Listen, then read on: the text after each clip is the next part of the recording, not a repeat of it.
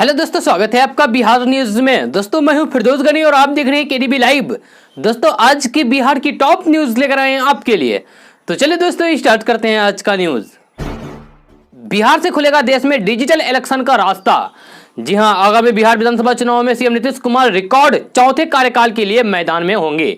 इस चुनाव को लेकर कई उम्मीदें हैं और कई संभावनाएं भी हैं।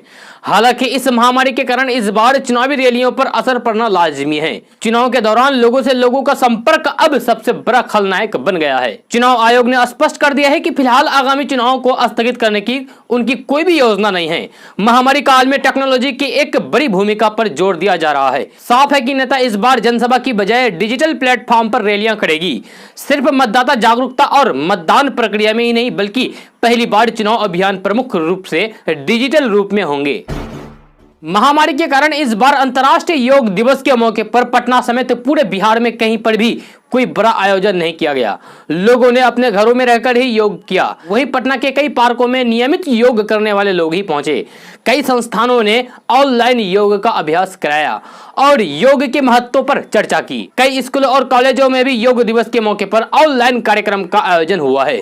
केंद्रीय स्वास्थ्य एवं परिवार कल्याण राज्य मंत्री अश्विनी चौबे ने दिल्ली में स्थित अपने आवास पर योग करके अंतर्राष्ट्रीय योग दिवस मनाया। उन्होंने सभी को अंतर्राष्ट्रीय योग दिवस की बधाइयां एवं शुभकामनाएं दी। इस मौके पर उन्होंने आह्वान किया है कि प्रतिदिन अपने दैनिक जीवन में योग को शामिल करें। चीन की कायराना करतूत के बाद देशवासी काफी आक्रोश में हैं। लोग चीन के खिलाफ नाराजगी जाहिर करने के लिए तरह तरह के प्रदर्शन कर रहे हैं। छपरा में एक बच्चे ने चीन के खिलाफ अपना गुस्सा अपने एलईडी टीवी पर निकाल दिया। जी हां, पहले तो संक्रमण फैलाने का आरोप और फिर बाद में भारतीय सैनिकों पर हमले से आक्रोशित इस बच्चे ने चीन निर्मित अपने एलईडी टीवी पर कई मुक्के चलाए, जिसके बाद एलईडी टीवी फूट गया। जब बच्चे को इसका एहसास हुआ तो उसकी सूरत देखने लायक थी। इस पूरी घटना का वीडियो बच्चे के घर किसी व्यक्ति ने बनाकर सोशल मीडिया में डाल दिया, जो तेजी से वायरल हो रहा है। भारत नेपाल सीमा विवाद लगातार गहराता जा रहा है। भारत के 3 हिस्सों को अपने राजनीतिक नक्शे में दिखाने के बाद अब नेपाल एक नया कदम उठाने जा रहा है, जो दोनों देशों के बीच संबंध खराब कर सकता है। दरअसल यहाँ एक नया कानून बनाने की तैयारी है, जिसके तहत नेपाल के नागरिक से शादी करके नेपाल पहुंची महिलाओं को नेपाली नागरिकता पाने के लिए 7 सालों तक इंतजार करना होगा। इन 7 सालों के दौरान वे नेपाल में किसी भी तरह का राजनीतिक अधिकार नहीं पा सकेगी। सामाजिक पहचान के लिए नेपाल में ब्याही गई महिलाओं को बस एक वैवाहिक परिचय पत्र दे दिया जाएगा। यह कदम हाल ही में जनता समाजवादी पार्टी के सांसद सरिता गिरी के उस कदम के खिलाफ उठाया गया है, जिन्होंने नेपाल के भारतीय क्षेत्रों पर दावा करने की कोशिश का विरोध किया था। आपको यह भी बता दूं कि अगर नेपाल ऐसा करती है तो फिर दोनों देशों के बीच वो वाली बात नहीं रहेगी जिसे हम बेटी रोटी का रिश्ता कहते हैं। बिहार के ड्रीम प्रोजेक्ट पटना मेट्रो में नौकरी करने का सुनहरा मौका है। नगर विकास विभाग ने पटना मेट्रो में बहाली की प्रक्रिया शुरू करते हुए अधिसूचना जारी कर दी है। नगर विकास विभाग के अपर सचिव राम सेवक प्रसाद ने अधिसूचना जारी करते हुए बताया कि पदों को 3 ग्रेडों में बांटा है। पहला बेसिक ग्रेड वेतनमान, जिसके तहत एंट्री लेवल के पद होंगे। दूसरा बेसिक ग्रेड के ऊपर का वेतनमान, जो प्रोन्नति के पद होंगे। और तीसरा संविदा आधारित पदों का सृजन किया गया है। पटना मेट्रो रेल प्रोजेक्ट में बहाली प्रक्रिया शुरू करते हुए राज्य सरकार ने तय किया है कि मेट्रो में भर्ती बिहार लोक सेवा आयोग, बिहार कर्मचारी चयन आयोग और बिहार तकनीकी सेवा आयोग द्वारा की जाएगी। बिहार के जहानाबाद से विजिलेंस की टीम ने एक सरकारी मुलाजिम को रिश्वत लेते रंगे हाथों गिरफ्तार किया है। पटना से आई निगरानी की टीम ने सिविल सर्जन कार्यालय में छापेमारी करके सिविल सर्जन के क्लर्क अनिल सिंह को 30,000 रुपए लेते दबोचा। गिरफ्तार किया गया क्लर्क सिकड़िया पीएससी के डॉक्टर इरफानुल हक जोहा को प्रभारी के रूप में पदस्थापित करने को लेकर चिट्ठी निकालने की एवज में यह रकम ले रहा था। बिहार में मानसून लगातार सक्रिय है। राज्य के कई हिस्सों में पिछले 3 दिनों से रोजाना रुक रुक कर बारिश हो रही है। लगातार बारिश से किसान गदगद है, जबकि कई जगहों पर जनजीवन पर इसका भारी असर पड़ा है।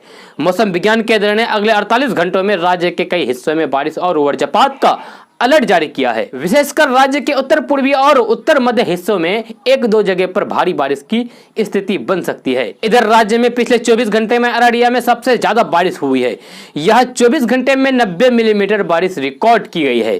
साथ ही झंझारपुर, डोगरी और परबत्ता में 70 मिलीमीटर, कटोरिया, रोसरी, पचरुखी, दरभंगा, हुसैनगंज, किशनगंज, श्रीपालपुर, जलालपुर, मुरलीगंज, कामना और बांका में 50 मिलीमीटर बारिश दर्ज की गई है। नेपाल से निकलने वाली पहाड़ी नदियों में पानी तेजी से बढ़ रहा है। बाढ़ के खतरे को देखते हुए अलर्ट जारी किया गया है। कल चंपारण के अलावा मुजफ्फरपुर और मिथिलांचल में भी बाढ़ का खतरा बढ़ते देखा गया है। मुजफ्फरपुर के बेनीबाद में बागमती नदी खतरे के निशान को पार कर गई है।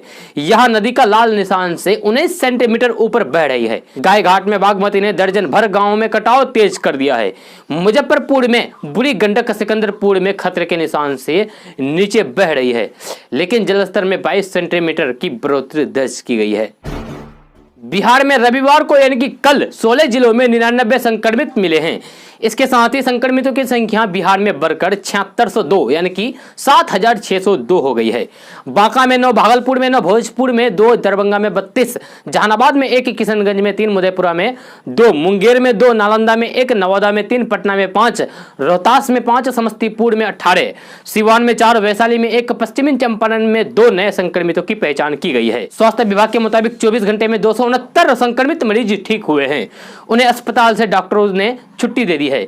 डॉक्टरों ने फिलहाल उन्हें होम क्वारंटाइन में रहने का निर्देश दिया है, क्योंकि ऐसे मरीजों में दोबारा संक्रमण का डर अधिक होता है। बिहार के युवाओं के दिल की धड़कन और हर दिल अजीज रहे स्वर्गीय अभिनेता सुशांत सिंह राजपूत की आखिरी फिल्म दिल बेचारा को जल्द से जल्द रिलीज करने की मांग उठने लगी है।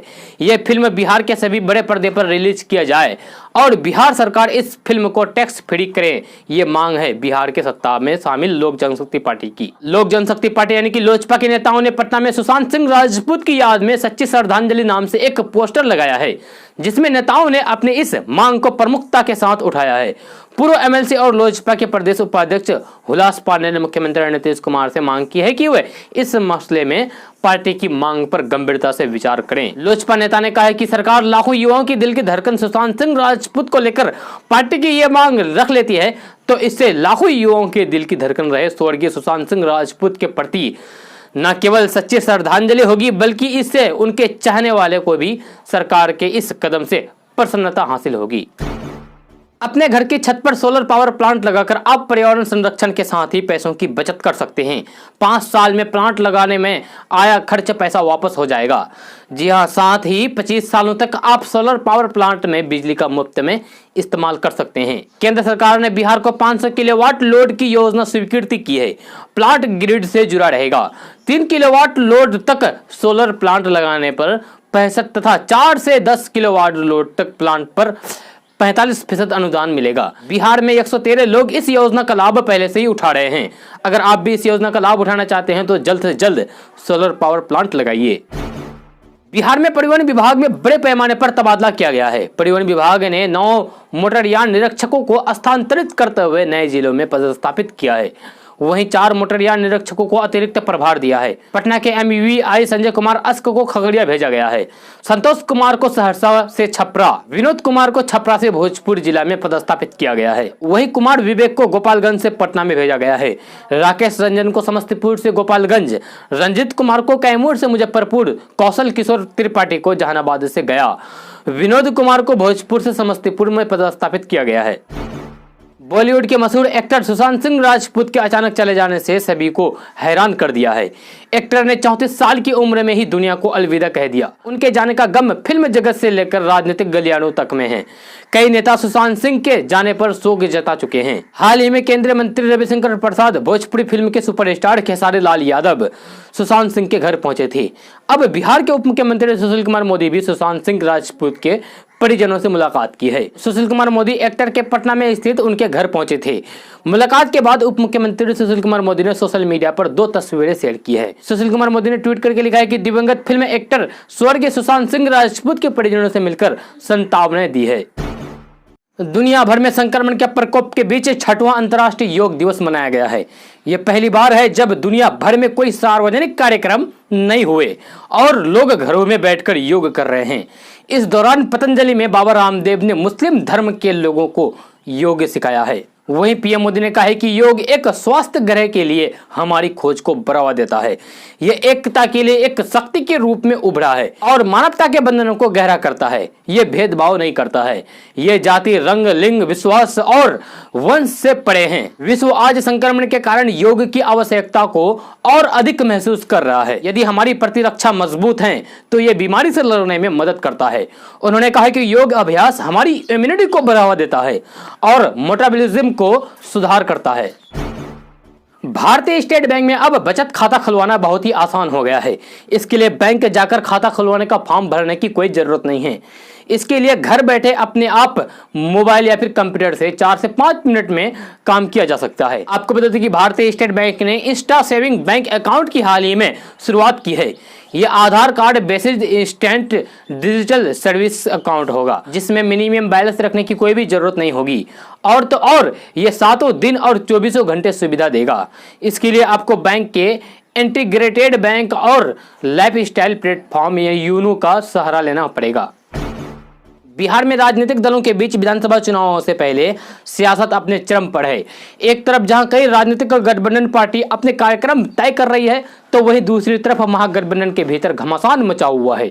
हिंदुस्तानी युवा मोर्चा के राष्ट्रीय अध्यक्ष जीतन राम मांझी ने 25 तारीख के बाद अलग रुख अपना लेने का ऐलान पहले ही कर दिया था। कल फिर उन्होंने नया फॉर्मूला देते हुए महागठबंधन के अलावा दूसरे गठबंधन तैयार करने की बात कहकर आरजेडी को सख्ते में डाल दिया है।